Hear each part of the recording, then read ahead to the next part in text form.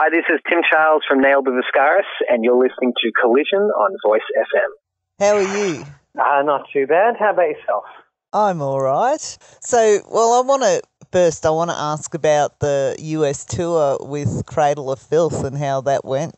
Yeah, well, it was a huge success for us. I mean, we'd never been to North America before, and I guess whenever you go anywhere, you don't really know what to expect.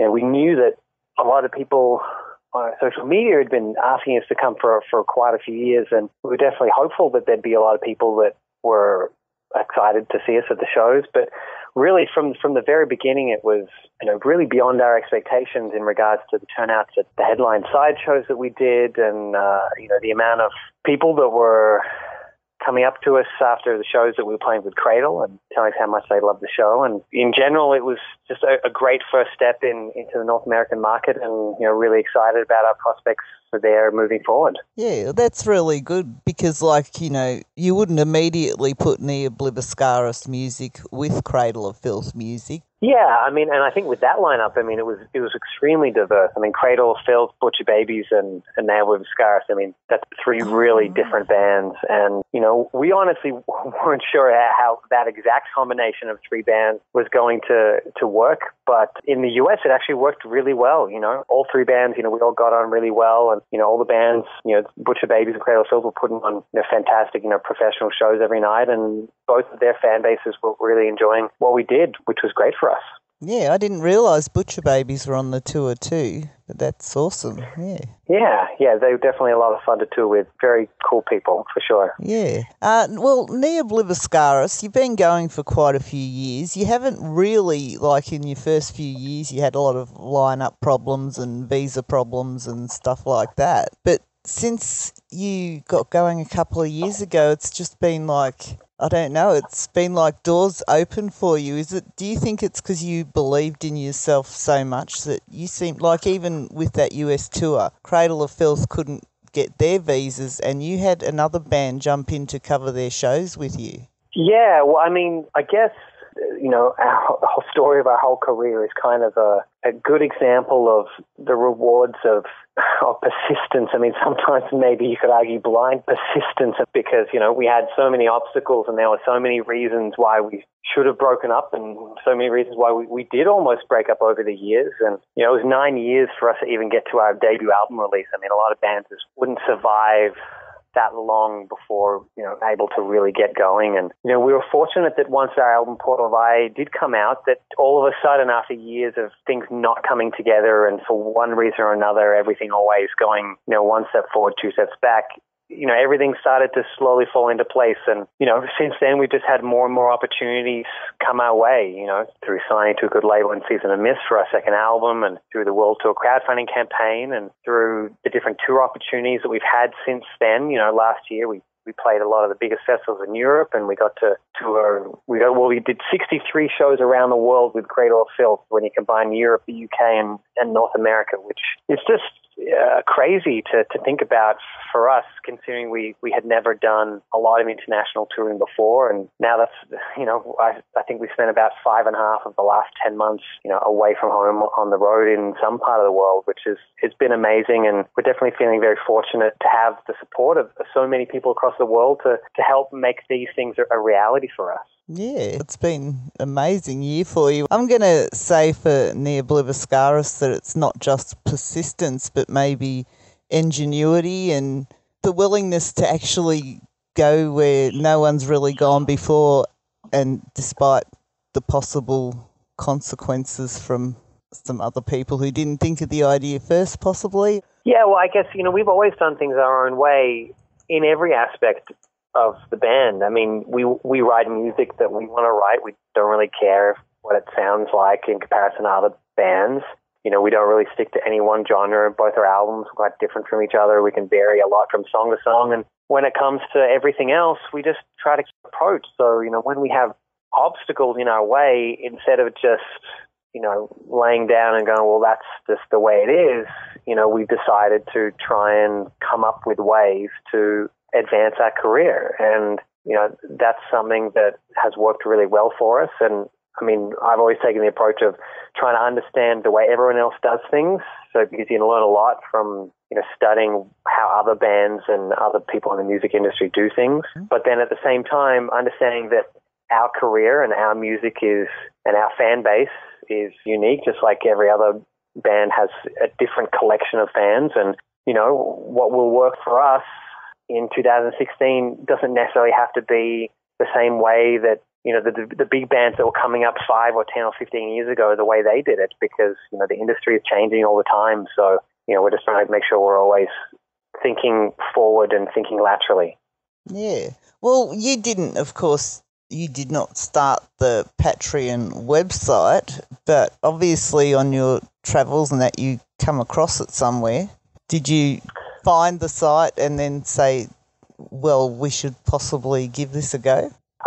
It was actually the other way around. So basically what happened was, we started to realize in the middle of last year, when we started to continue to watch how our budget was going for our European festival tours, and to seeing how insanely expensive some of the internal flights were between festivals, and seeing the amount of money that we were losing to play all those festivals being more than we had hoped. And then, and kind of looking more to the future, we started realizing, well, we're kind of living our dream because we're playing all these huge events all around the world, but at the same time, we're bleeding money every week that we're on the road. And the more we talk to other bands, that we realize that's what happens for most bands that aren't big headliners. And so at the same time, because of what happened with the World Tour crowdfunding campaign, where we had such amazing support from our fan base, I definitely had the strong belief that if we gave our fans an opportunity to support us, that they would. They just needed to be given the right avenue to do so. And that, the traditional methods of the music industry for bands engaging in fans, the public was showing that they weren't really into them as much. Bands used to make a lot of money from CD sales, and the public have made it clear that they're not that interested in physical CD sales anymore in comparison to what they used to be. But there's still a lot of people that really want to support the bands, and there's this amazing connectivity through social media that bands back in the day didn't have. And so we were trying to look for a way to take advantage of that. So what really then sparked that into an idea was actually when CJ from Died as Murder quit his band just before Christmas in December. And I was seeing all the responses from Died as Murder fans, really upset about the fact that he had quit, and that no one could believe that they weren't earning more money and all these sorts of things. And, I sort of looked at that and I thought that there was the juxtaposition of all the fans being upset that he was leaving the band with the reality that the fans are the ones who finance a band's career directly or indirectly at all times. Like the fans are the ones who had the opportunity to finance Died as Murder, so they had enough money for everyone to be able to afford to stay in the band. But for whatever reason, like most bands and most fan bases, that didn't happen. So it was from there I started to come up with the idea of maybe doing some sort of ongoing membership. The original spark on that was actually the AFL sports, membership system, where, you sign up for a 12-month membership and you get access to this many games, and they send you a scarf or a hat or a fridge magnet or whatever. There's all different levels of stuff that you can do. And I kind of thought, well, in the AFL, you've had really poor clubs that have almost folded because they don't have any money. And when that's happened, the supporters of the team have rallied together to try to get more members so that the club can keep going.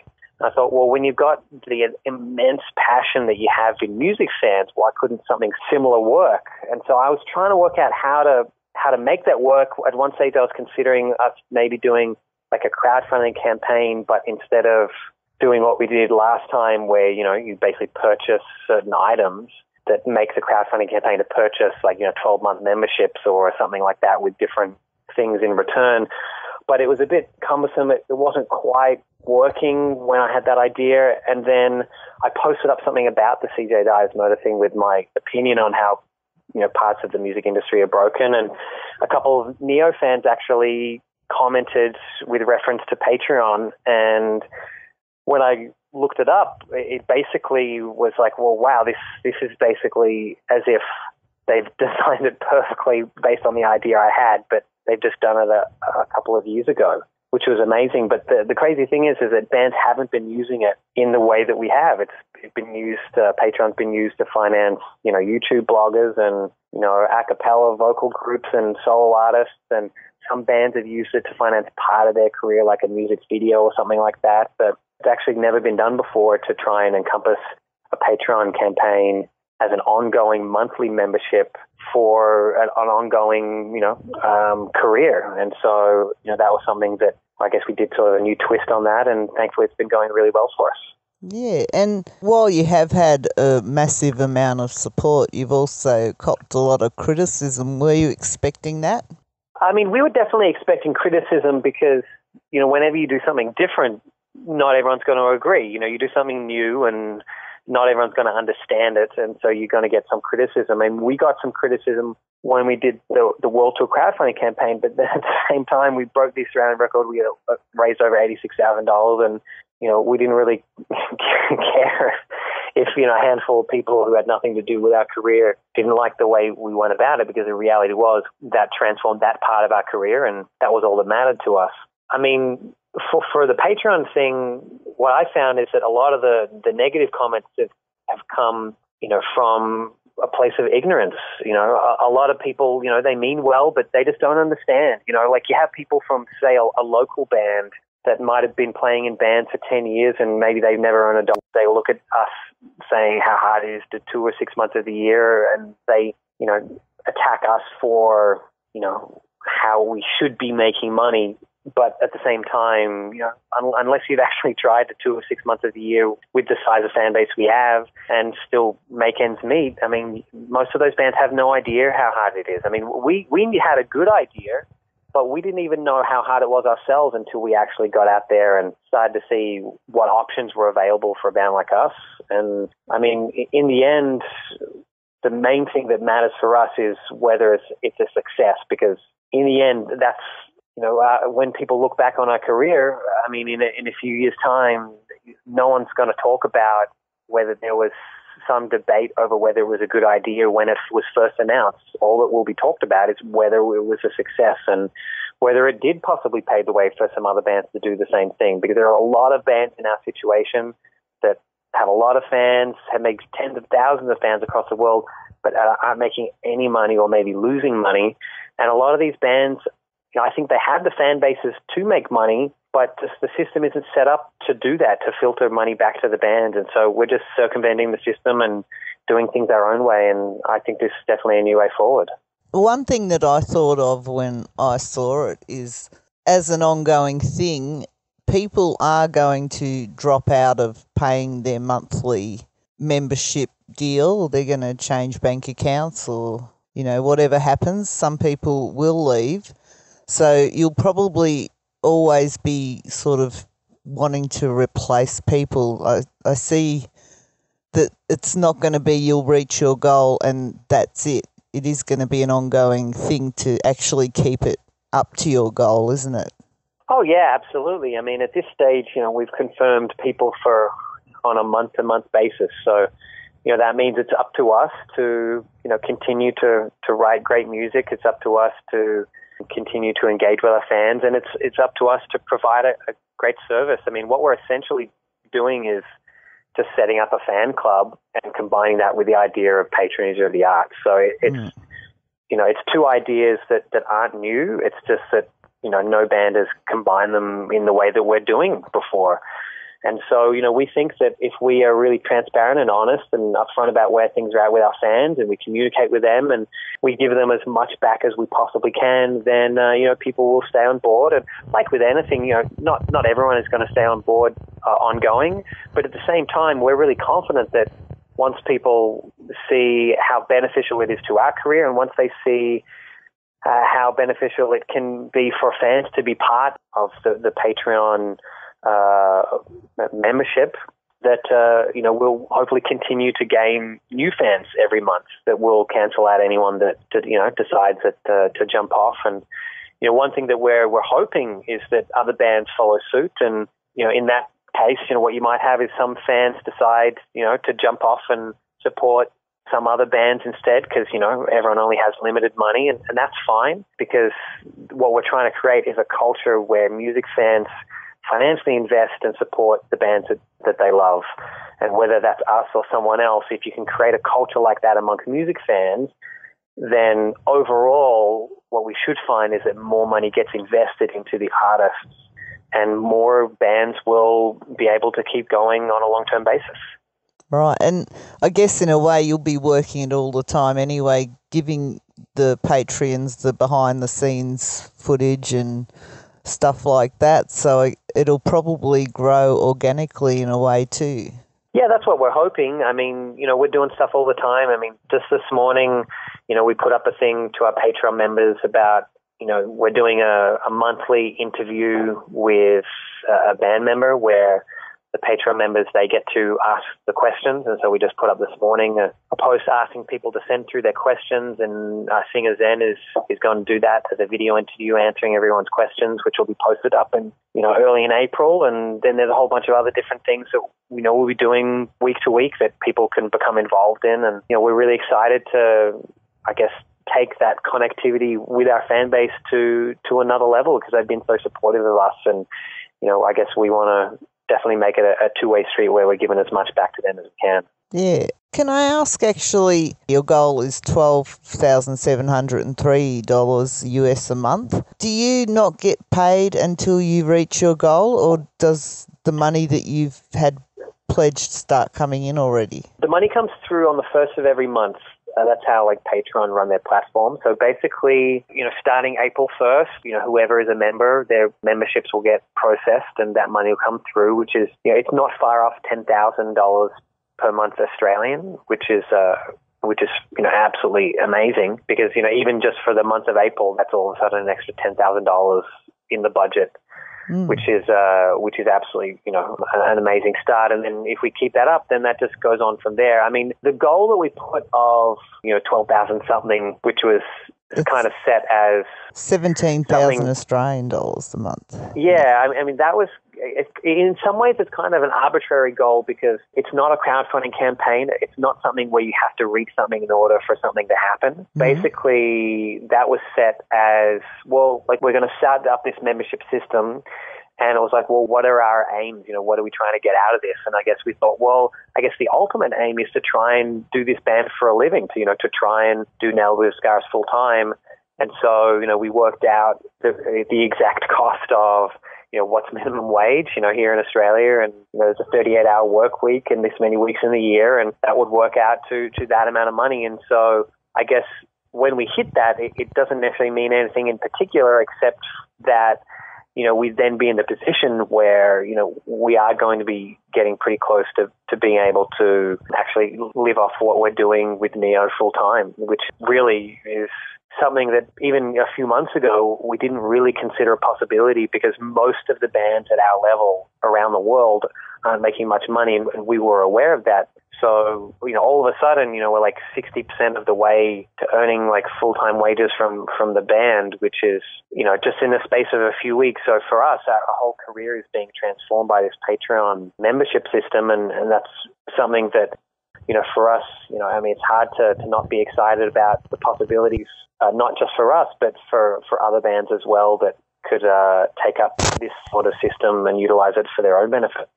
Yeah, well, being artists and musicians having patrons is not actually a new concept. It's just, maybe it's time for its cycle again. That's right. I mean, it's an old idea, going back hundreds of years. And, even the concept of fan clubs, like I alluded to before, all we're really doing is we've combined, the notion of fan club, but we've taken it to a new level that is only possible to, the digital social media age, where the connectivity that we're offering with our fan base is, really kind of unheard of with bands, but something we think is really realistic to do because we already do so much social media interaction with our fan base anyways. And so it's just combining that with the notion of, patronage of the arts, where you can say to fans, well, if this is something that you love and support, then this is how you can make sure that this continues. And instead of the public just taking for granted that artists are supposed to be these,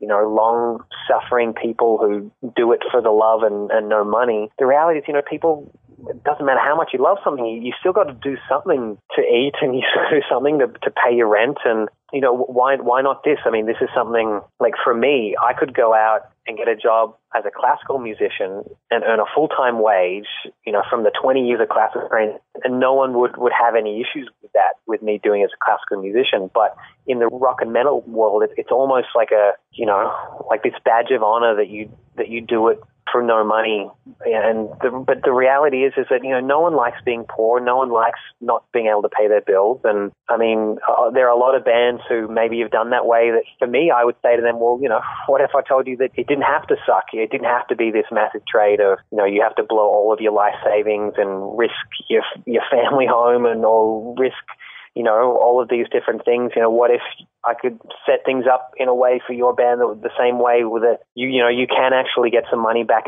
not necessarily so that you're rich, just enough so that you can keep doing it. I mean, that's the thing, we haven't put these lofty, grand expectations. We haven't said that we want to make $200,000 a year. We're not aiming to make the same as a lawyer or a doctor. We put a goal of trying to earn minimum wage, the same we'd make working at McDonald's or something like that. It's not something that is ridiculous to go out there and say, we work really hard to try and do this, and if people believe in it, then you can support it, and if you don't, well, that's fine. Thankfully for us, there's a lot of people that are jumping on board and think this is a great idea, and I think that is what will show in the long run, the success of how we've done this and how it's going to continue to be successful, which will be shown in the coming months, and just go on from there. And you have had some complainers, but from what I've seen, you've had a lot more support for the idea. You've got bands who are also watching you to consider it, and I believe you've had bands approaching you for advice as well about it. Yeah, I mean, we've had a few bands on, I guess I would say, like a similar level, like mid-tier bands, not big, huge international headliners because they're money, and not necessarily local bands because, something like this might not necessarily be suitable for them. But there's a lot of bands on the international touring circuit. There's a lot of bands at that level that aren't making any money and who are all doing it in the hope that one day they make money. And a lot of those bands eventually quit. A lot of them break up, or people quit the band because of the financial stress that's on there. And, there's a handful of bands that have already contacted us, that we've talked to with a few things, and that, really interested to see how this goes for us, because they have the exact same problem, and a lot of bands have this problem, and people are looking for solutions. And this is, one thing that we think is working for us,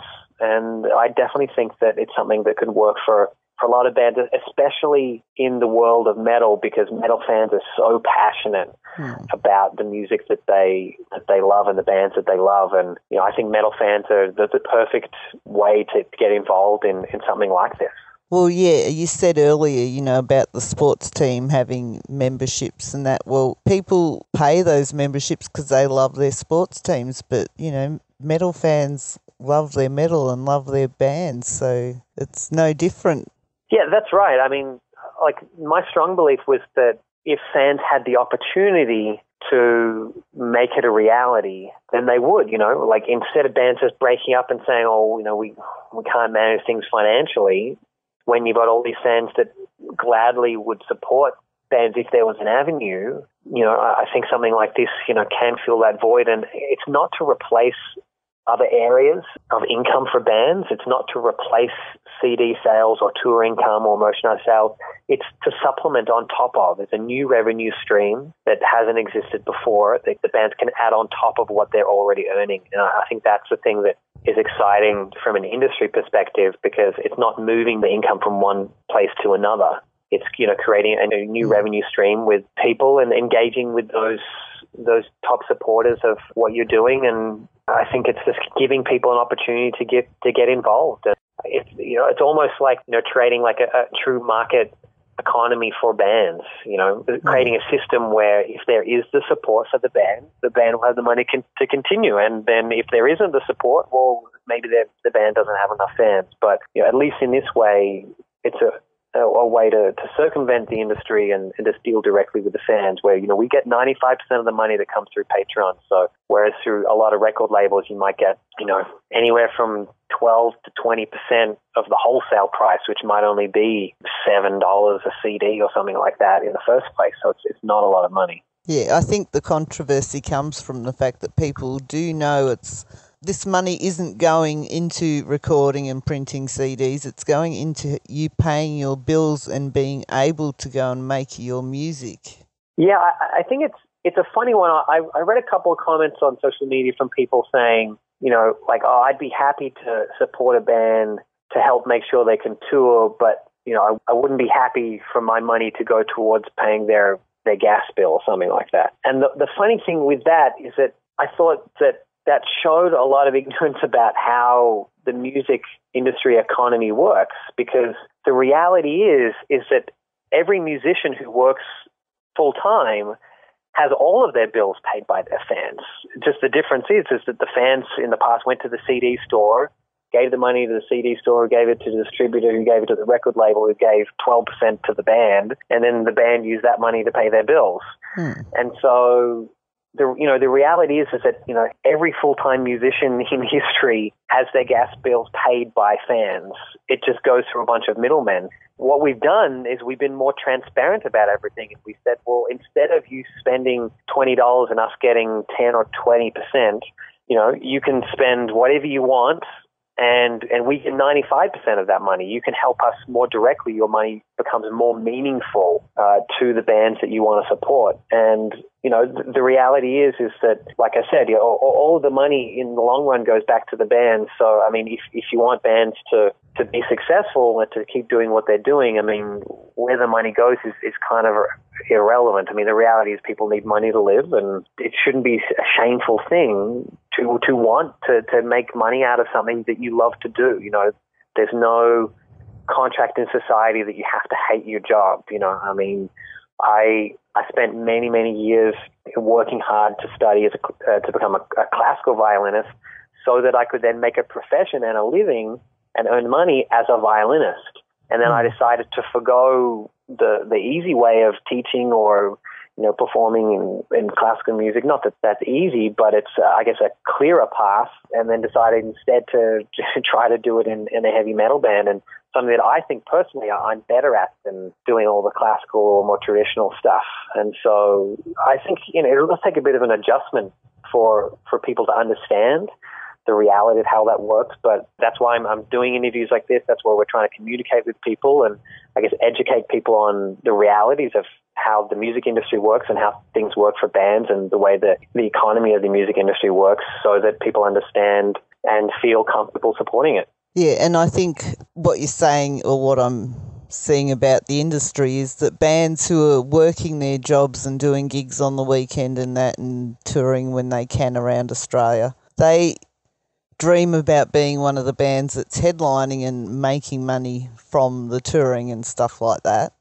But to get from there to there, there's this plateau in the middle where you have to give up your jobs but you're not making money, and that's where the Patreon platform is perfect for bands who are hitting that level. Yeah, that's exactly right. I mean, yeah, because when you're a local band and you just tour on weekends, or you're doing something just here and there, then, as long as you can keep your day job back home, then you can control your financial situation and you can judge, how to manage that. But yeah, exactly like you said, where there's a certain level where to really make a go of it, you have to go all out and do these big tours. But at the same time, when you first start doing that, promoters don't want to pay you that much money because you're not big enough yet to justify it. And there's this uncomfortable sort of, black hole period where, everyone's losing their day jobs, but you're not getting paid. And a lot of bands they suck it up for a year or 2 or 3 or 5. Some bands just suck it up to do that ongoing, and they struggle for years and years, all desperately hoping that they can eventually make money out of it. And this is definitely something where a lot of bands who are big enough to get regular international tour offers, I think this could work for. And then it does become something where fans can, supplement part of their career to make sure that they can get over that hump and keep going. And some of those bands might eventually become big headliners and then be able to be quite comfortable financially. And for quite a few bands, you never get to that top level. And, this becomes maybe a way that those bands don't have to quit, or they don't have to scale back and just turn it into a hobby where they tour once every year or two, which happens for especially a lot of Australian bands. And also, this is going to give a lot more bands an opportunity to get lower level to the upper level, because they'll have more time and be able to pay their bills while they're in that plateau area, which is really kind of the area that the media used to look after bands and that, and just doesn't anymore. Yeah, I think that's exactly the way it'll work out. It'll give more bands an opportunity to hang around longer in that, transitional, middle tier. And, as a result, more bands will hang around longer and create more albums and do more tours, and it ends up being just a win-win for the fans. And for the fans, there's, no obligation in it for them. They have an opt-in to support bands that they love. And if they do and enough fans do it, then the bands will continue. It's really that simple. Yeah, I congratulate you on having the initiative to do something different and to really commit to yourselves and your dreams and to keep this band going. Well, I guess one thing that we always looked at was that, we wanted to make sure that, when this band finishes, whenever that is, I always wanted to be able to look back and say that we had done everything possible to take this band as far as we could.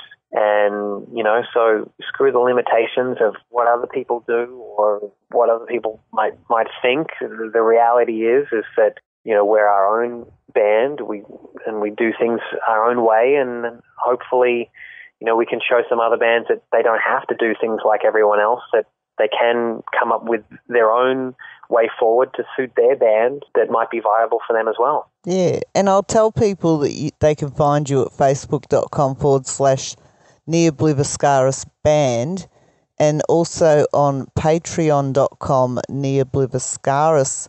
Tim was kind enough yesterday to give me a few more minutes of his time to not only catch us up on where the Patreon campaign is at now, but also what Obliviscaris have got happening for the rest of this year and into the future. Hi, this is Tim Charles from Obliviscaris, and you're listening to Collision on Voice FM. Seeing as I've got you here again now, and that came out last night, I do want to talk to you about the situation that Northlane have found themselves in and how that sort of backs up the Patreon campaign that you guys have got going.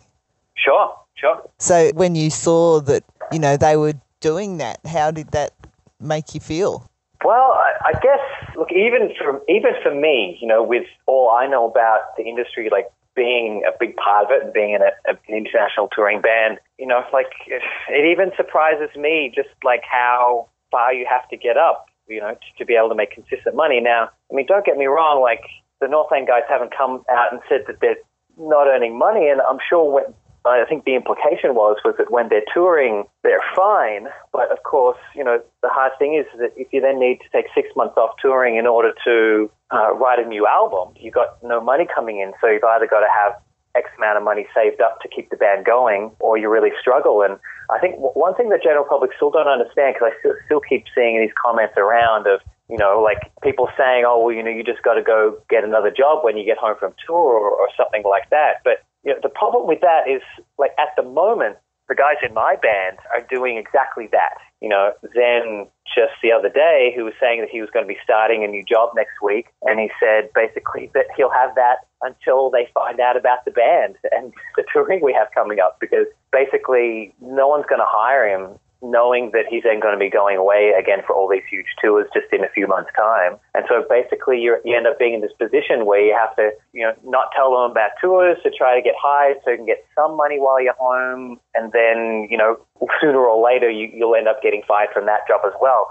So it's just an untenable situation. Now, for a band at Northlane's level, I mean, they're a professional outfit that tours months of every year. It's not possible for them to just go out and get some random day job because people aren't going to want to hire them because they're going to be away too much. And so the reality is you do hit a certain tipping point in a band where either you do it as a full-time profession because it is so difficult to get other work, or you have to go backwards. And I think that there are times where bands used to just go backwards, but now more and more bands are realizing that, you can be honest about your situation and fans will help you out. And, they're not asking for handouts. They're selling stuff on eBay in the same way that bands would sell stuff through a crowdfunding campaign, or the same way that we're selling, basically membership packages through our Patreon. And that actually is going quite well for you now.